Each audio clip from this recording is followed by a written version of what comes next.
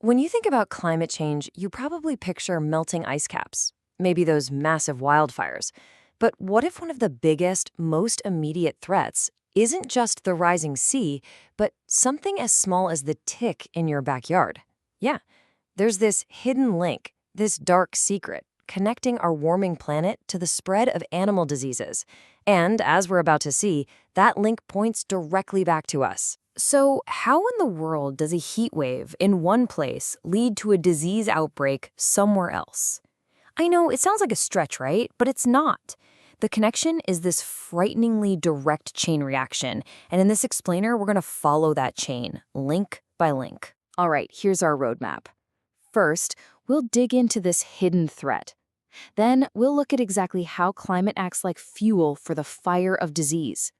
We'll track some of these illnesses as they travel the globe, see what that ripple effect means for all of us, and finally, talk about a path forward. Look, we're all used to seeing climate change as an environmental problem, melting ice, sea levels, that sort of thing. But we've got to start seeing it as a global health issue too, because the very same forces that are messing with our weather, they're also quietly creating the perfect conditions for diseases to absolutely thrive in the animal kingdom. So let's get into the mechanics. How does a warmer planet literally make animals, and by extension, us, sicker?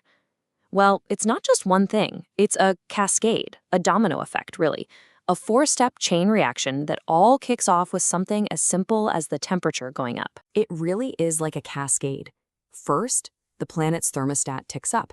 That changes habitats, which means places that used to be too cold or too dry are suddenly prime real estate for disease carriers.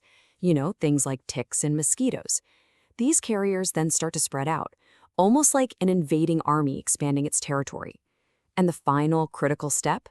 They bring diseases to new animal and human populations that have never encountered them before and have zero natural immunity. And listen, this isn't some future prediction. It is happening right now with Lyme disease. The ticks that carry it are being found farther and further north, pushing into parts of the US and Canada that were always way too cold for them to survive a winter. A warming climate has literally redrawn the map for this disease, putting millions more people right in the path of risk. And it's definitely not just ticks. All across the world, we're seeing all kinds of different diseases on the move, and every single one of them is following a path that's been paved by our changing climate. For example, in North America, outbreaks of hantavirus have been directly tied to specific weather patterns. When climate shifts lead to more rainfall, you get a boom in vegetation. Well, what does that lead to? A boom in the rodent populations that feast on that vegetation. And since they carry the virus, it dramatically increases the odds of it jumping over to people. We're also seeing this with avian influenza, or bird flu. Climate change is scrambling the ancient migratory routes the birds have followed for millennia. So when they change their flight paths or their traditional rest stops, they can carry new strains of the flu to bird populations that have no immunity, essentially transporting a virus across entire continents. And you know, it's not just viruses and bacteria. There's this deadly fungus. It's a mouthful, but Trichochytrium dendrobatidis, or BD for short, and it has absolutely devastated amphibian populations around the globe.